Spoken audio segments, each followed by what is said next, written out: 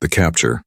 The skies above the ruined colony burned with the faint glow of warships still in orbit, their shadows cast over broken streets and shattered towers. The Alien Council's soldiers marched prisoners in chains toward the tribunal square, their boots echoing on cracked stone. In the middle of it all was a small figure, a tiny alien girl with pale skin and trembling hands, her wide eyes darting in fear as rough voices barked commands. She was barely old enough to stand among warriors, yet the soldiers treated her as if she carried the weight of a crime too heavy for mercy. The square was filled with onlookers, a mix of survivors and officers, some whispering about the absurdity of putting a child on trial. Others sneered, saying weakness had no place in their empire, that every being must either fight or perish. The council judges sat high above the ground in a raised platform, their robes flowing and their faces carved into cold expressions. The air was heavy, suffocating, filled with the expectation that the trial would be nothing more than a public spectacle, ending in quick execution. The girl stumbled when the guard shoved her forward and she fell to her knees in the dust. Her voice was barely audible as she begged for her life, her words trembling with both fear and innocence. She pleaded that she had done nothing wrong, that she only wanted to see her family again, but her cries were drowned by the mocking laughter of the crowd. The judges shook their heads as if her words were meaningless, and already the order of condemnation was forming on their lips. Among the audience stood one figure who did not join in the laughter. A human, tall and broad-shouldered, with a face marked by both weariness and strength, observed quietly from the shadows. He wore the uniform of an observer, supposedly neutral, sent to witness the council's justice, but his eyes told a different story. They were not the eyes of neutrality. They were the eyes of a predator studying every movement around him, measuring, calculating, waiting. When the council leader raised his hand and declared the girl guilty of weakness, the crowd erupted with cheers. The sentence was clear: execution at dawn, a reminder to all that mercy had no place in the Empire's law. The girl's sobs filled the silence that followed, and even some of the guards looked uneasy at the cruelty of the decision. And then the human moved. He stepped forward slowly, his boots ringing on the stone floor, his figure suddenly commanding the attention of everyone present. The laughter and chatter died down as heads turned toward him. No one expected an observer to interfere. No one believed a human would dare to challenge the tribunal. But the man's voice carried through the square, low and steady, filled with a power that could not be dismissed. He said that the council had passed judgment on a child, not on a warrior, and that such judgment was nothing but cowardice disguised as law. Gasps spread across the crowd, and the judges leaned forward with narrowed eyes. One of them shouted that the human had no authority here, that his duty was to observe, not to question. But the man did not back down. He repeated his words with even greater force, declaring that if the council intended to kill the girl, they would have to do it knowing humanity would not forget such an act. His words were not shouted, but every syllable was like a hammer striking against stone. The girl raised her head, her eyes shining with tears, and for the first time she saw someone standing for her, someone who did not mock her fear. Hope flickered in her gaze, fragile yet growing, and the crowd shifted uneasily. Some whispered that humans were always strange, too soft, too emotional, while others remembered old stories of human ferocity, of how softness was only one side of their nature. The council leader slammed his staff down and demanded silence, his voice filled with anger. He accused the human of dishonoring the tribunal and warned him of dire consequences if he continued. But the human stood tall, his shoulders squared, and his steady gaze never left the frightened child at the center of the square. In that moment, he was no longer an observer. He was a protector, and everyone could see it. The silence stretched thick with tension, and though no one moved, the balance of power in the square had already shifted. A single human had broken the illusion of the council's unchallenged authority, and though the girl still trembled in fear, her fate was no longer sealed in silence. Something had begun, something the galaxy would remember, and it started with one human refusing to look away. A human's defiance. The square remained silent after the human's words, as if the very air was holding its breath. The judges glared down at him, their eyes burning with indignation at his audacity. Never before had an observer dared to speak in such a way. Their voices rose together, declaring him out of order, warning that his actions were in violation of their law. But the human did not step back. He moved closer instead, each stride slow and heavy like a drumbeat in the hearts of those who watched. The soldiers tightened their grips on their weapons, uncertain whether they were expected to strike him or wait for the command of their masters. The tiny alien girl stared at the human as if he had descended from another world entirely. Her tears slowed as she clutched at the chains around her wrists, her eyes wide with something that looked almost like disbelief. For so long she had heard only cruelty and scorn, but now a single being stood between her and death. A being who was supposed to remain silent, but chose not to. She whispered his name, not knowing it, not even needing to, for to her he was already more than a stranger. He was hope wrapped in flesh and bone. The crowd began to murmur restlessly. Some voices called for the man to be arrested. Others hissed that the tribunal should not waste time with a human, while a few whispered quietly that perhaps the man was right. The unease spread quickly like a crack through glass. The council leader slammed his staff once more, trying to bring back control. But control was already slipping away. The human's presence had unsettled the order of the day, and nothing would return it to the way it had been before. When the guards finally stepped forward to remove him, the human raised his hand, not to fight but to hold them in place with the calm power of his gaze. His voice came again, low and steady, carrying more weight than any weapon could. He said that if the Empire was so strong, then why did it fear a child? He asked them what glory there was in killing someone who had never raised a weapon. He told them that the measure of strength was not in crushing the weak, but in protecting them. Each word carved deep into the listeners' hearts, even those who tried to resist them. One of the judges sneered and said that humans were weak because they clung to notions of compassion. He said that humans had always been ruled by sentiment, and that the galaxy tolerated them only because they were too insignificant to matter. The man's lips curled into a faint smile, but it was not a smile of amusement. It was a smile of someone who had heard this argument many times before and knew its folly. He answered that humans were not weak because of compassion, but strong because of it. Compassion bound them together, gave them purpose, and made them fight with a fury no enemy could comprehend. His voice darkened as he spoke, and though he remained calm, a chill crept into the bones of everyone who heard him. The girl trembled, not from fear this time, but from the strange warmth rising in her chest. She had never known anyone who spoke such words, never imagined that a single being would value her life when her own kind had cast her aside. She clung to every syllable as if they were lifelines pulling her from the abyss. The council's anger could not drown out the truth she now felt burning within her. Humanity was not like the others. Humanity was something different, something dangerous in ways the galaxy had forgotten. The order was given to seize the human. Guards advanced, their armor glinting under the harsh light of the tribunal square. Yet as they closed in, hesitation slowed their steps. None wanted to be the first to test this human's resolve. Old stories whispered through generations told of humans who could turn a battlefield with nothing but their will. Perhaps those were myths, perhaps not, but standing before them now was a man whose calm defiance seemed heavier than steel. He did not resist when they laid hands on him. Instead, he leaned close enough for the nearest guard to hear his quiet warning. He told them that no chain forged by the council could bind a human spirit, and that if they harmed the girl, they would awaken something far greater than their empire could withstand. The guard shivered, though the man had not raised his voice, and he pulled back as if burned. Around the square, eyes met in uneasy silence, and for the first time the judges themselves felt the tremor of doubt. The council leader bellowed in fury, demanding that the girl be dragged away and that the human be silenced, but his words sounded less certain than before. The people in the square had seen something they could not unsee. They had seen a single human stand unflinching against power, not for his own gain but for the sake of a child who had nothing to offer in return. And in that moment a seed was planted, one that would grow into a storm the empire could never contain. The girl looked at him with tears streaming once more, but these were not the same tears of fear. They were tears of disbelief, of wonder, of hope she could barely understand. He met her gaze only briefly, yet in that glance she knew the truth. He would not let her be forgotten. He would not let her be erased by cruelty. He had already chosen, and his choice was defiance. The journey begins.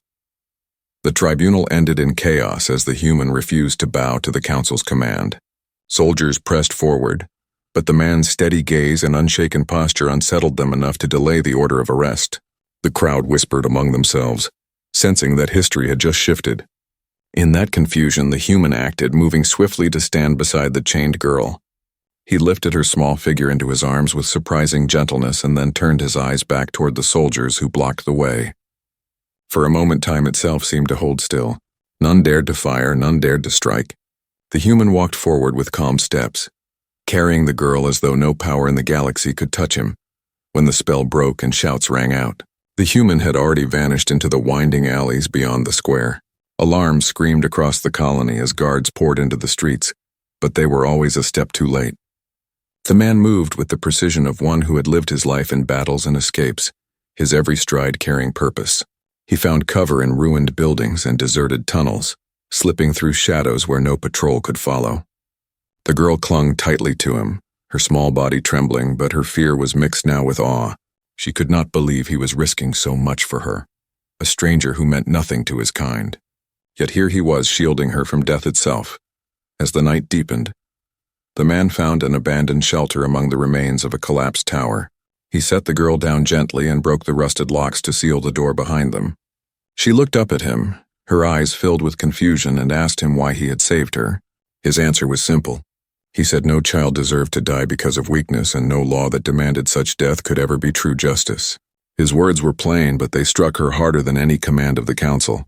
For the first time, she believed her life might hold value beyond what her people had decided. The human produced a ration pack from his satchel and offered her food. She hesitated at first, then accepted with shaking hands. The taste was strange but warm, and with each bite her body stopped trembling. She watched him as he kept guard at the doorway, his figure a silent sentinel against the dangers outside. He seemed carved from stone, unyielding, yet the way he had carried her spoke of a heart that still felt deeply. She wondered what kind of world could shape such beings, a world that could breed both ferocity and kindness within the same frame. Outside, the council had unleashed a full hunt. Soldiers swept through districts, ships scanned the ruins, and bounties were whispered across the stars. The Empire could not allow a human to defy them so openly, nor could they let a mere child become a symbol of resistance. But the harder they searched, the deeper fear began to creep into their command. Every squad that ventured close swore they saw shadows moving faster than any man should move. Every patrol reported hearing whispers in the dark that chilled their bones. The legend of the human was already taking shape, woven from the uncertainty of soldiers who had expected an easy hunt, but found themselves prey instead. Within the shelter, the girl pressed closer to her protector. She asked him if the Empire would kill them both. His answer came in the same steady tone as before. He said they could try, but they would not succeed. His calmness baffled her. She had grown up in fear of the Council's punishments, yet this man carried himself as though fear did not exist within him. She asked him what humans were and why they did not bend before such power. His eyes glimmered in the dim light as he replied that humans were shaped by a world that tried to kill them every day.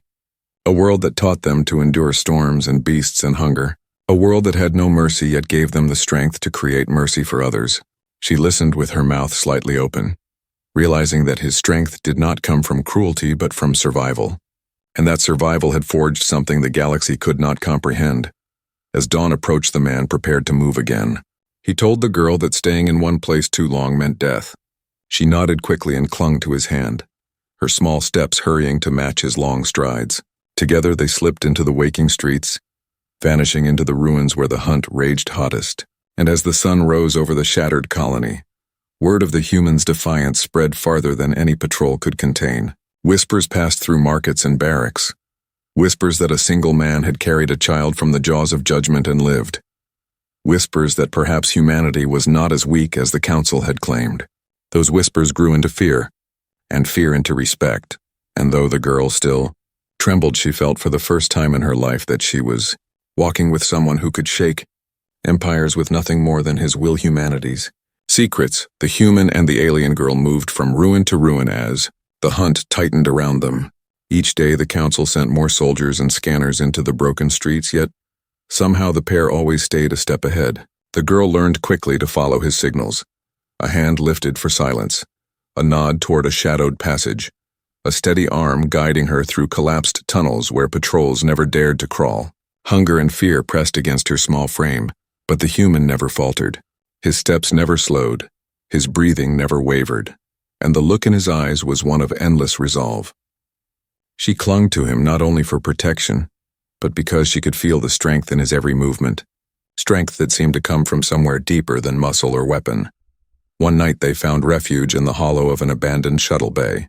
The walls were scorched black from old fires and the roof gaped open to reveal the stars. The girl lay beside the human, her head resting against a pack while he kept watch. She asked him what made humans so different, why the council seemed to both scorn and fear his kind. He looked to the stars for a long while before answering. He told her of his homeworld, a planet that tried every day to kill its children with storms, beasts, hunger, and disease. He said that from the moment they were born, humans learned to fight not for conquest but for survival, and in that struggle they discovered a strange gift. They learned to endure when endurance seemed impossible. They learned to stand together when alone they would fall, and they learned to protect what mattered even when death was certain. The girl listened with wide eyes. She had heard the council call humans weak and sentimental, creatures too bound by emotion to rule themselves. Yet here was a man whose emotions did not weaken him, but gave him power she had never seen. He told her that compassion was not softness, it was fire, and that fire had carried humanity through wars and disasters no other species could endure. She shivered at his words, not from fear but from a dawning understanding that humanity was not a fragile race at all. They were dangerous because they cared, and that care could ignite into fury when tested. The council's propaganda had painted humans as simple creatures, useful only as merchants and wanderers. But now she realized those tales had been lies meant to bury a truth too frightening to speak aloud. She asked him why humanity allowed the council to mock them if they were so strong. His jaw tightened and his eyes grew cold as he explained that humans had chosen peace for a time, that they had let the galaxy believe the stories because peace was precious. But peace did not mean weakness, and silence did not mean submission. He told her that when the time came when the galaxy pushed too far, humanity would remind them all why their name was once spoken with trembling lips. His voice carried no threat, only certainty, and it sent a chill down her spine. Outside the walls of the ruined bay, the hunt grew more desperate. Bounties increased and ships patrolled the skies, yet none could catch them. Rumors began to spread that the human was more than a lone man, that perhaps he carried forbidden technology or secret allies hidden in the ruins. But the truth was simpler and far more terrifying. He was only one man, and one man was enough. The soldiers who came too close reported strange feelings, the sense of being hunted by something older and stronger than themselves. Some squads fled before they even caught sight of him, and whispers grew that Deathworlders walked unseen among the stars again. The girl leaned against him as the night deepened. She whispered that she was afraid, not of dying but of the endless pursuit, the thought that she would never be free. His hand rested gently on her shoulder, and he told her that freedom was never given, it was taken, and that he intended to take it for her no matter the cost. His calm tone was like a shield around her small frame, and for the first time she let her eyes close in true rest. While she slept, he remained awake, watching the horizon, his mind calculating every step of the journey, yet his heart fixed on a promise he had already made. He would protect her until his last breath, because that was what it meant to be human. And so beneath the broken roof of a forgotten bay, a tiny girl and a lone man waited for dawn.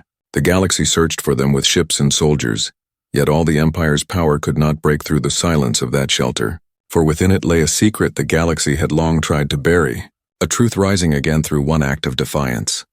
The truth that humanity was never weak, that their compassion was their blade and their shield, and that the fire they carried in their hearts could set empires trembling. Betrayal and resolve.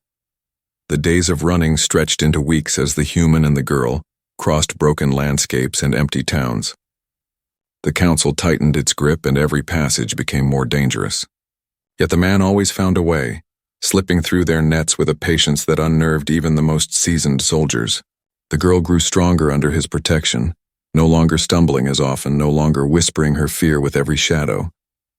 She began to learn his signals and to move quietly as he did. In her heart she carried the warmth of his words, words that had given her life value when no one else had seen it. But even the strongest resolve can be tested by treachery. One evening the human accepted help from a wanderer who claimed to hate the council.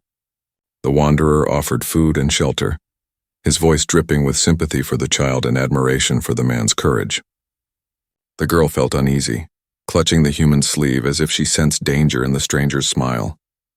Yet the human, though cautious, allowed the man to guide them into a hidden cellar beneath the ruins. The shelter was dry and stocked with supplies, and for the first time in days the girl dared to hope they could rest without fear. It was during that night, when the girl drifted into shallow sleep, that the betrayal revealed itself. Armed soldiers stormed the cellar with precision, their weapons drawn and their eyes set upon the human. The wanderer had sold them, his greed too strong to resist the bounty on their heads. The girl woke to the sound of clashing metal and heavy boots. She screamed as rough hands tore her away from the human. Chains snapping closed around her wrists again. The human fought with a fury that made the walls shake. But sheer numbers overwhelmed him. They struck him with electric charges, forcing him to the ground, yet even on his knees his eyes burned like fire. The council wasted no time in dragging them back to the tribunal square. This time the crowd was even larger, word of the defiance having spread across the colony and beyond. The people wanted to see the end of the human who had humiliated their rulers, and the council wanted blood to silence whispers of rebellion. The girl was thrown before the judges once more, her voice hoarse from crying, her body shaking with despair. She had thought she had found safety. She had thought humanity's strength could not be broken. But now her protector stood in chains beside her, his face shadowed with exhaustion yet still unyielding. The leader of the council rose, his voice loud and triumphant, declaring that mercy was weakness and defiance was treason. He promised the crowd that this day would remind every subject of the empire that none could stand against their will. The human would die and the girl would be erased, their story ending here as nothing but an example. The crowd roared approval, but beneath the cheers the girl heard other voices, quieter, uneasy.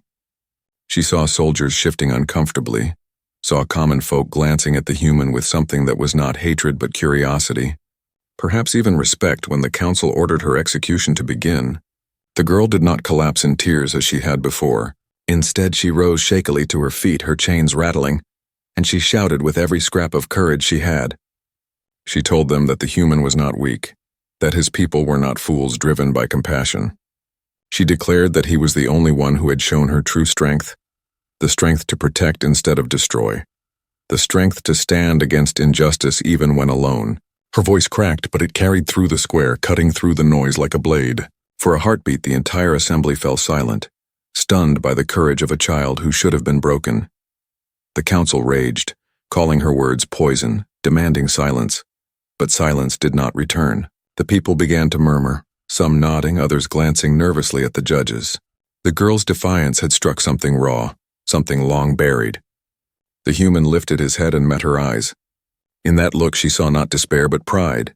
He had given her strength and now she had used it, not to beg for her own life but to defend his honor. Chains bound his body, yet his spirit towered over the council like a mountain. He knew the moment of reckoning was close, and the galaxy would soon learn what happened when humanity was pushed too far. The reckoning, the tribunal square shook with the girl's words. She stood trembling in chains, yet her small voice had pierced through the crowd, and the council could not silence her spirit. The judges shouted for the guards to strike her down, but hesitation spread like wildfire. The soldiers looked at one another uncertain, their grips tightening on their weapons but their arms refusing to move. They had seen the human's defiance, they had heard the child's courage, and in their hearts they felt the seeds of doubt. The crowd murmured louder now, voices carrying questions that no one dared to ask aloud until this day. Why should a child die for weakness? Why should one human in chains inspire more fear than an army of soldiers? The human stood between the guards with chains binding his wrists and ankles, his face shadowed beneath the harsh light. His lips curved into the faintest smile as he looked at the girl, a silent acknowledgement of her courage. Then his gaze lifted to the council, and in that instant the air grew heavy. He did not shout, he did not thrash, but the weight of his presence pressed upon everyone who looked at him. With a sudden motion he pulled against the chains, and with a crack of metal they snapped like twigs. The crowd gasped in disbelief, the guards stumbled back, and the council rose in alarm. The man stepped forward slowly, the broken links dangling from his wrists, his every stride filled with a calm fury that no weapon could match. The soldiers rushed him, but they might as well have rushed a storm. He moved with terrifying precision, each strike dismantling armor and weapon alike. He did not kill needlessly, yet every movement left his enemies broken on the ground, their courage shattered by a strength they could not comprehend. The crowd roared in chaos, some fleeing, others watching in awe as the legend of humanity revealed itself before their eyes. The judges screamed for more soldiers, for ships, for anything that could stop him, but fear had already poisoned their command. None wanted to be the next to stand before him. None wanted to test the wrath of a death worlder who had finally unleashed his strength. The girl watched with tears streaming down her cheeks, not of fear, but of awe.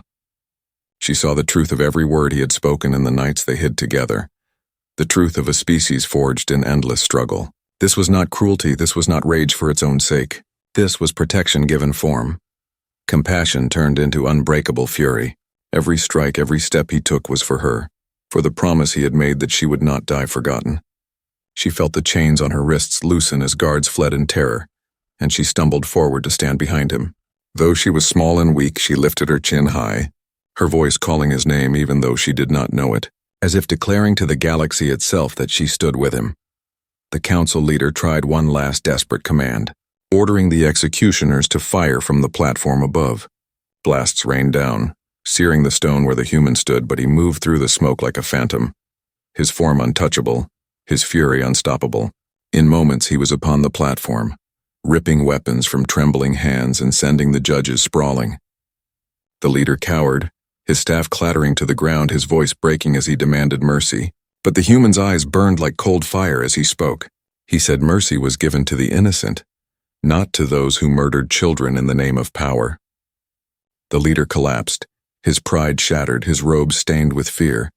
The square fell silent at last, broken only by the ragged breaths of soldiers who dared not rise. The people stared at the man who now stood upon the council platform, his figure tall and unbowed, the tiny girl clutching his side. In that silence, the galaxy's oldest fear returned to life. They remembered why humans had once been whispered about as death worlders, why their compassion was both feared and revered. One man had humbled an entire tribunal not with fleets or armies, but with resolve and fire born of his world.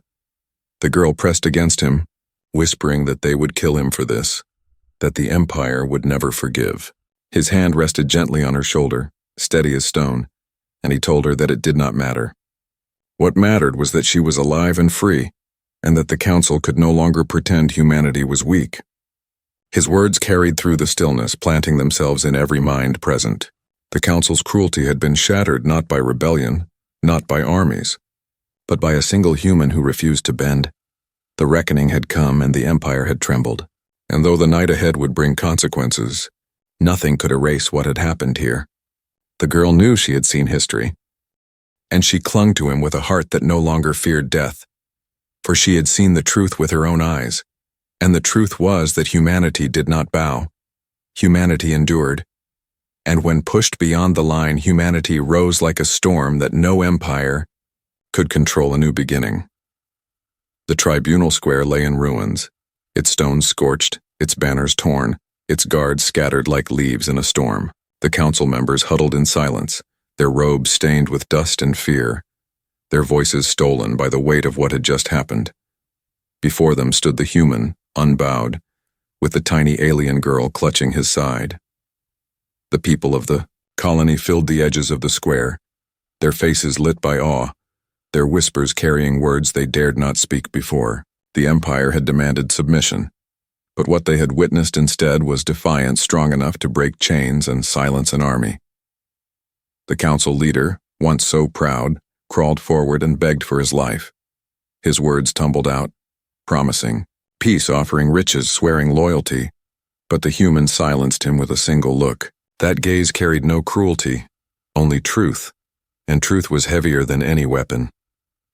The man told the council that power without justice was nothing but rot, that their empire stood on bones of the innocent and that such an empire could never last. He warned them that humanity would not forget what they had tried to do, and that if they sought to harm children again, the reckoning would not be from one man, but from all of his people. His words echoed through the silent square, a promise that felt like thunder rolling across the galaxy. The girl, still trembling yet filled with fire, raised her voice to the crowd. She told them that she had begged for her life and found no mercy until the human came, that he had taught her that compassion was not weakness but strength. Her chains dangled broken at her wrists as she lifted them high for all to see, declaring, that she was alive not because the council allowed it, but because one man believed her life mattered. The people murmured louder, their whispers shifting into cries of agreement. Some soldiers dropped their weapons, unable to look their supposed masters in the eyes. The tide had turned, and nothing the council could command would erase the memory of that moment. The human took the girl's hand, and together they walked from the platform. No soldier moved to stop them. No voice dared to call for their arrest. The crowd parted like water before them, their eyes following every step. The girl clung tightly to his side, her small figure dwarfed by his presence, but she walked with her chin lifted, her fear transformed into resolve. Behind them the council sat powerless, their authority cracked beyond repair, and before them the future stretched uncertain, yet full of possibility. The galaxy had seen something it could never unsee. Humanity was no longer silent as they left the square. The girl whispered that she feared what would come next, that the Empire would send fleets and armies to hunt them both. The human placed a hand on her shoulder and said that fear was natural, but it did not decide fate. He told her that humanity had faced storms greater than empires, and they had endured because they stood together. He promised her that she was not alone, that she would never be alone again because she carried now not just his protection but the symbol of something far greater. She carried the spark of hope that could ignite across stars. Word spread swiftly beyond the colony. Traders carried tales of the human who defied the tribunal and shattered chains with his bare hands. Soldiers whispered of the Death Worlder who fought not for conquest, but for a child's life. Entire systems began to murmur that perhaps the Empire was not as eternal as it claimed. And always at the center of these stories was the image of a small girl standing beside a towering human, her broken chains raised high, her voice defying cruelty with truth. The legend was born not of war but of protection, not of domination but of compassion wielded with unyielding strength. The girl looked up at the man as they walked through the night, the stars burning above them. She asked him why he had risked so much for her when she had nothing to give. His answer was simple and quiet. He said that humanity protected its own, and though she was not born of his world, she was now under his protection, and that made her his own. Tears welled in her eyes as she realized that in his heart she had already been claimed as family, not as burden but as someone worth fighting for. She pressed closer to him, her fear replaced by a warmth that would carry her through every shadow ahead. Behind them the Empire trembled. Before them stretched a future uncertain but alive with possibility. The galaxy had been reminded of a truth. It had tried to bury that humans were not weak, that their compassion was not softness but fire, and that fire could change the stars themselves. The man walked on, his shoulders broad beneath the weight of that truth, and the girl walked with him, small but unbroken, her eyes bright with hope. Together they stepped into the dawn, leaving behind ruins but carrying forward a beginning that the galaxy would never forget, a new beginning. The square that once echoed with the voices of rulers and soldiers now stood silent, its banners torn and its stones marked by fire. The council sat defeated upon their platform, stripped of the authority they had worn like armor, their eyes lowered in fear of the one who had stood against them. The human remained unbowed, his chains broken, his figure strong and steady as the tiny alien girl clung to his side. Around them, the people gathered in stunned silence, whispering the truth that had unfolded before their eyes, a truth no decree could erase. One man had humbled an empire, and he had done it not for conquest or power but for the life of a child. The council leader tried to speak, but his words faltered. Promises of wealth, oaths of obedience, even desperate cries for mercy could not mask the trembling in his voice. The human silenced him, not with violence, but with a look that carried the weight of unshakable conviction. He told the rulers that power built on cruelty was nothing but decay, that strength was measured not by how many bowed but by how many were protected. His words fell upon the square like thunder, sinking into the hearts of soldiers and citizens alike. For the first time, many saw the council not as masters, but as hollow figures who had hidden their weakness behind robes and ritual. The girl, her wrists still marked by broken chains, found her voice and stood before the people. She declared that she had begged for life and found no mercy until a human stood in her defense. that his compassion was greater than the cruelty of the Empire, and that his courage had given her the strength to stand as well.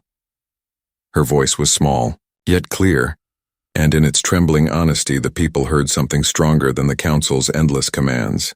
They heard truth and they saw hope. Some soldiers lowered their weapons, others shifted uneasily, no longer certain who they served. The human lifted the girl's hand in his own, and together they stepped down from the platform.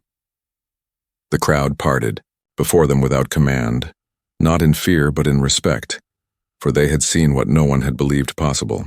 A single man had walked into judgment and overturned it. A single man had carried a child from death into life, and in his defiance the galaxy had been reminded of something ancient and terrifying and beautiful. Humanity was not weak. Humanity was not soft. Humanity was fire-clothed in flesh and bone, and that fire had burned away the lies of the Empire. As they walked through the broken streets, the girl whispered her fear that the Empire would send fleets and armies to hunt them. The man's reply was calm as ever, steady as the earth beneath their feet. He told her that fear would always be present, but fear did not decide destiny, that humanity had faced storms fiercer than empires and survived, and that she was no longer alone. She carried with her now not just his protection, but the truth that could spread like flame across the stars. She believed him because she had seen him stand unbroken against impossible odds, and she pressed close to him, her small steps quickening. To match his stride across the galaxy, the story spread faster than ships could travel. Traders carried it from port to port. Soldiers whispered it in their barracks, and common folk repeated it with awe. They spoke of the Death Worlder who had broken chains with his hands, of the child who had found her voice before an empire, and of the moment when compassion and defiance had stood side by side and refused to fall. The Empire shook beneath the weight of those whispers, and though its armies still stood, its certainty was gone. The girl looked up at the human under the cold light of distant stars and asked again why he had chosen her. His answer was simple. He said humanity protected its own, and though she was not born of his world, she was now his own. Tears filled her eyes as she realized that in his heart, she had been claimed not as burden, but as family. She smiled through her tears and clung to his arm as they walked toward the horizon where the dawn was rising. Behind them lay ruins and fear, but before them stretched a beginning, a path no empire could erase, a path that would live in stories told across centuries.